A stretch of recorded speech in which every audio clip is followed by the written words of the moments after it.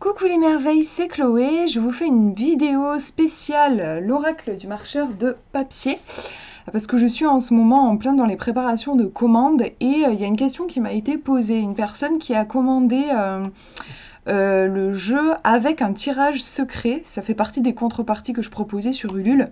Pour 32 € vous pouviez avoir aussi donc un petit tirage secret, c'est un tirage personnalisé qui est proposé et cette personne me demandait comment ça marche en fait. C'est vrai que moi, j'avais pas forcément pensé, mais si on n'est pas habitué, moi je me suis dit c'est bon, je note un tirage et la personne comprendra. Mais c'est vrai que si on n'est pas habitué à l'utilisation des jeux de cartes et au principe des tirages, on peut se sentir un peu perdu. Donc je fais cette vidéo si jamais vous avez commandé le jeu, que vous avez un tirage secret et que vous vous sentez un peu démuni, vous savez pas trop comment l'utiliser. Donc un tirage secret, ça se présente comme ça, si jamais vous en avez commandé un. Donc c'est sur une petite carte. Voilà, je me suis amusée à écrire tirage secret. Et ensuite, vous avez 1, 2 et 3. C'est toujours des tirages à 3 cartes que j'ai fait pour chaque personne. C'est toujours un tirage à 3 cartes. Et ensuite, vous avez c'est pas tellement une phrase, oui, si on pourrait dire une petite phrase à côté. Donc là, par exemple, numéro 1, la source de mon trouble. Numéro 2, comment il se manifeste. Numéro 3, comment retrouver la paix. Donc on voit bien qu'il y a une suite logique. La source de mon trouble, comment il se manifeste. Ce fameux trouble, en fait, comment il se manifeste. Voilà. Donc ça se lit bien dans cet ordre-là. En fait, le principe d'un tirage, c'est qu'on va poser une intention particulière quand on va tirer les cartes. Et moi, dans le tirage secret que je vous propose en gros 3 intentions particulière à poser pour vous offrir une réflexion autour d'un thème. Donc là, par exemple, le thème, c'est, on pourrait dire, oui, c'est le trouble. Il y a quelque chose qui trouble et on va creuser un petit peu ce qui se passe avec 3 cartes. Donc, comment utiliser concrètement cette carte tirage? Vous allez tout simplement prendre votre jeu de cartes, vous brassez les cartes, et vous allez commencer donc par le numéro 1, la source de mon trouble. Donc je vais me concentrer sur cette intention. J'aimerais une carte qui me montre quelle est la source de mon trouble. À chaque fois, vous pouvez faire cette phrase, la formuler à voix haute ou dans votre tête.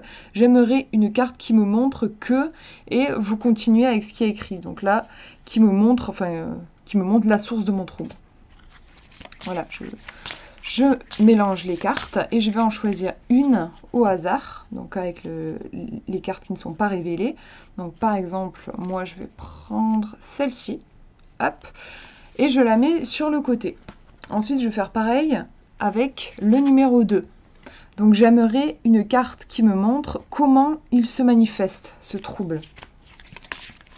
Je remélange les cartes, moi j'aime bien mélanger. Et hop, je choisis une carte. Donc par exemple celle-ci, je la mets de côté aussi. Et numéro 3, comment retrouver la paix. J'aimerais une carte qui me montre comment est-ce que je peux retrouver la paix. Voilà, donc, par exemple je prends celle-ci. Donc c'est important qu'elles ne soient pas mélangées, donc vous pouvez les mettre de gauche à droite quand vous les tirez, les cartes. Donc vous allez commencer maintenant par révéler la première carte que vous avez tirée. Donc là, moi, je vous conseille déjà de décrire la carte, tout simplement. Vous la décrivez, sans prendre en compte, pour le coup, le tirage secret, juste vous décrivez la carte. Donc là, par exemple, je vois un personnage qui est...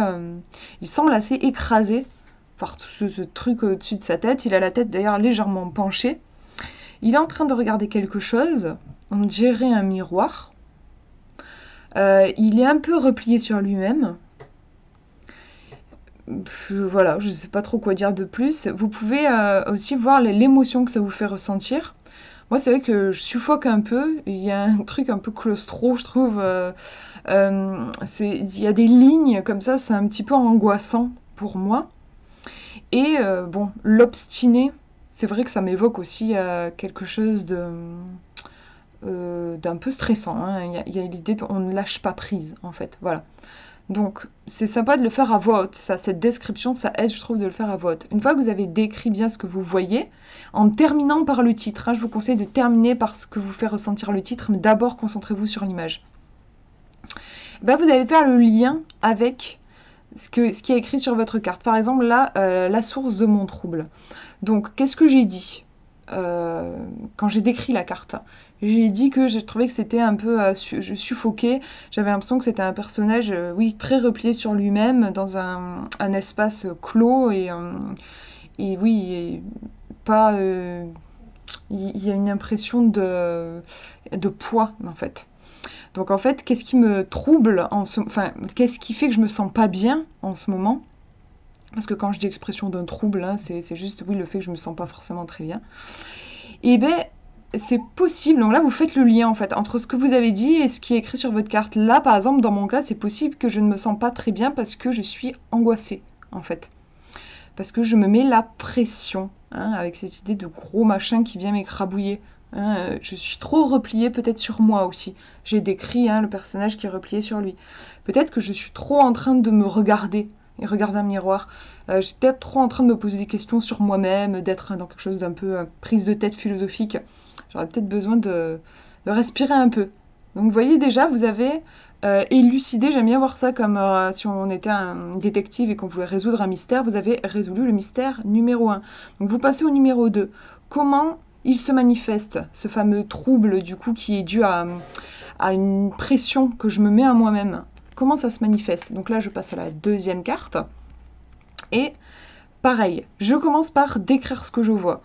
Donc là, je vois un personnage qui a l'air un peu de vouloir détendre un peu l'ambiance et se trouve face à une créature qui est un petit peu étrange, avec un corps de souris et une tête de tigre ou de chat, hein, bon, souris-chat, sûrement un chat. On dirait une sorte de masque, comme si la souris avait peut-être voulu se déguiser pour faire peur. Donc elle veut probablement, oui, elle a dû se déguiser en chat parce que pour elle, un chat c'est hyper flippant. Et elle se dit qu'elle va être hyper imposante en portant un masque de chat, quoi. Elle va en imposer un maximum. Et bon, le personnage, il essaye de, sûrement, je pense, de détendre un peu l'ambiance parce que, voilà, il voit bien qu'en face, il a une créature qui est peut-être un petit peu dans l'intimidation. C'est ce que je me demande en voyant la carte. Je remarque que la souris se retrouve, elle est un petit peu au-dessus du personnage, elle essaye de se grandir, on a peut-être un peu cette idée-là. Quand je lis la souris-chat, en effet, on a l'idée d'un, peut-être la souris, quelque chose de mignon et de petit, chat qui essaye de se faire plus grosse qu'elle ne l'est. Donc voilà, là j'ai décrit ce que je voyais, et maintenant je fais le lien avec comment mon trouble se manifeste. Donc qu'est-ce que j'ai dit? J'ai dit un truc qui essaye de se faire plus gros qu'il ne l'est.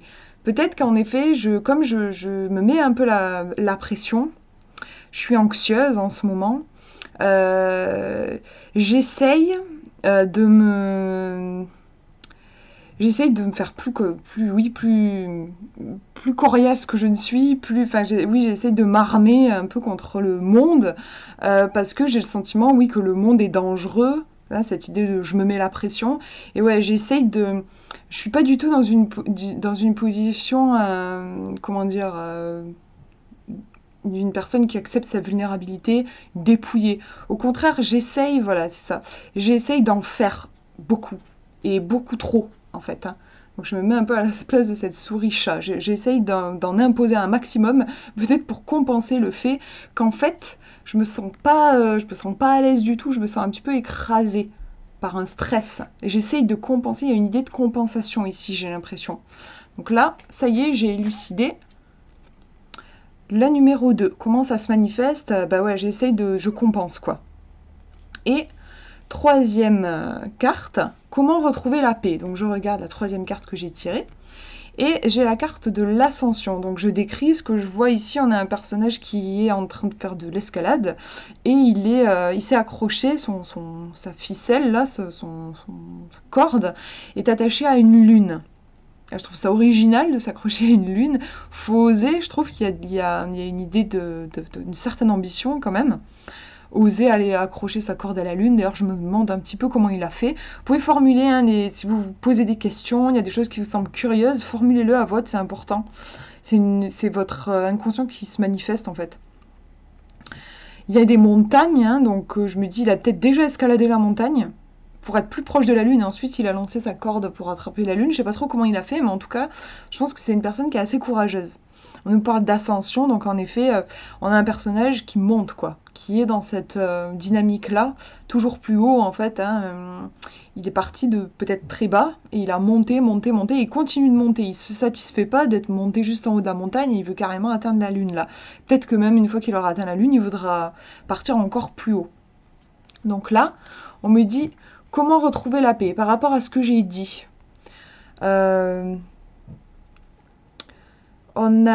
J'ai parlé d'ambition, mais franchement, ça me parle pas par rapport à ce que j'ai dit avant, parce que justement, au contraire, je me mets beaucoup la pression, j'essaye de compenser en étant plus costaud que je ne suis. Donc, faites aussi au ressenti. Hein. Après, moi là, par exemple, c'est pas dans ce sens-là, je le sens pas. J'ai dit, c'est accroché à la lune. C'est quelqu'un, je pense, oui, je disais qu'il y a de l'ambition, mais qui, en fait, je l'ai pas formulé pour le coup, mais quand je l'ai vu, je me suis dit, moi, j'aurais jamais osé, en fait. Il fallait y penser, il fallait oser. Je pense que c'est une personne qui a une certaine confiance dans la vie aussi, en fait. Pour oser aller s'accrocher à la lune, faut y penser, faut s'autoriser à y penser, et puis il faut le faire. Donc peut-être que là, on me dit comment retrouver la paix. Faut peut-être que je m'autorise à rêver comme une enfant. Hein, il y a cette idée-là, un enfant ne se met pas de barrière, il se dit si j'ai envie de m'accrocher à la lune, je m'accrocherai à la lune. Donc je crois qu'il faut accepter peut-être de lâcher un peu le mental, m'autoriser à rêver très grand. La lune, le fait qu'il s'attache à la lune, c'est vrai que je trouve qu'il y a une idée de douceur aussi, de s'accrocher à ses rêves, bien s'accrocher à ses rêves et s'appuyer sur ses rêves, plutôt que de s'appuyer sur des choses désagréables, comme finalement ça me fait penser à la souris-chat, comme se mettre des coups de pied au derrière, essayer de se battre contre la vie. Peut-être que plutôt que d'essayer de me battre là, on est en train de me dire de m'appuyer sur des choses positives, sur des choses qui me font du bien, sur des visualisations créatrices positives. Pour retrouver la paix, j'ai besoin de me reconnecter à mes rêves, à quelque chose de doux aussi. La lune, il y a de ça. Donc vous voyez là, ça y est, j'ai élucidé le numéro 3. Donc ensuite, vous pouvez vous amuser à revoir les cartes et à je sais pas comment dire, enfin voilà, à résumer un peu en gros ce que vous avez vu. Donc là, je vous remontre. C'est intéressant aussi d'ailleurs, hop, j'en profite parce que j'allais oublier de vous le dire, de regarder, alors je sais pas dans quel sens vous voyez parce que ma webcam, elle mélange un peu les... Bref, je suis perdue, du coup je vais faire... je sais pas trop comment on va le faire comme ça. C'est sympa en fait de regarder le trajet du bonhomme aussi. Donc en fait on a commencé avec celle-ci. On a le bonhomme qui est assis. Ensuite il est en train de se relever. Vous voyez, hop, il se relève. Et carrément il part en ascension vers la lune. D'ailleurs aussi si on regarde là il a les genoux. Donc là bon, il est recroquevillé sur lui. Là il est un peu fléchi. Il essaye de calmer le jeu. Et là, il utilise ses genoux, mais c'est pas du tout dans la même dynamique, c'est pour monter. Alors que là, il essaye de faire baisser l'énergie, calmer le jeu. Là, il est en train de remonter. Donc c'est comme s'il faisait remonter son taux vibratoire. En fait, on a vraiment une idée ici de taux vibratoire qui s'élève. Si on est tout bas, là on est un petit peu plus haut, mais c'est pas encore ça, et là on remonte. Donc le tirage me donne encore une autre information. J'ai besoin de faire monter mon taux vibratoire en m'accrochant à des choses qui sont importantes pour moi. Donc vous pouvez aussi le lire un peu comme une histoire et en étant attentif à la position du marcheur de papier, ça va vous raconter une histoire. Donc voilà un exemple. Qu'est-ce que je voulais vous dire d'autre? Oui, des fois, ça peut être perturbant dans un tirage. Bon là, ça s'est pas passé comme ça, mais ça peut être perturbant quand on se retrouve avec une carte dite entre guillemets négative. Bon, par exemple, l'obstiné, c'est pas une carte qui fait trop plaisir. Et si on la retrouve avec quelque chose au niveau du tirage secret, par exemple, si vous l'avez tiré cette carte dans la position une force, ma force du moment. Voilà, comment on peut le prendre, sachant que là on a une personne qui est en train de se regarder dans un miroir, on a un côté un peu narcissique, enfin c'est pas une carte qui parle de choses très sympas en fait en soi. L'obstiné, hein, voilà, on a l'idée de quelqu'un qui a du mal à relâcher son mental en fait. Donc du coup là, dans un cas comme ça, moi je vous propose vraiment de ne pas regarder dans le livret C'est important parce que sinon ça va vous bloquer au niveau de votre interprétation. Donc essayez d'oublier, si vous avez lu déjà l'interprétation pendant un autre tirage, essayez d'oublier la signification de base, essayez aussi de ne plus prêter attention au titre de la carte. Et demandez-vous, en fait, regardez donc ce qui est écrit sur votre tirage secret, par exemple si c'est ma force du moment, vous commencez une phrase en disant ma force du moment c'est... Et vous allez la compléter, cette phrase, en regardant l'illustration. Juste, vous vous laissez inspirer par l'illustration. Par exemple, là, moi, le premier truc qui me vient, ma force du moment, c'est que je suis capable de m'isoler quand je ressens le besoin. Je suis capable de prendre soin de moi, peu importe ce que les autres vont penser, je m'en fous. Voilà, j'arrive vraiment à me recentrer et à m'occuper de moi quand c'est nécessaire.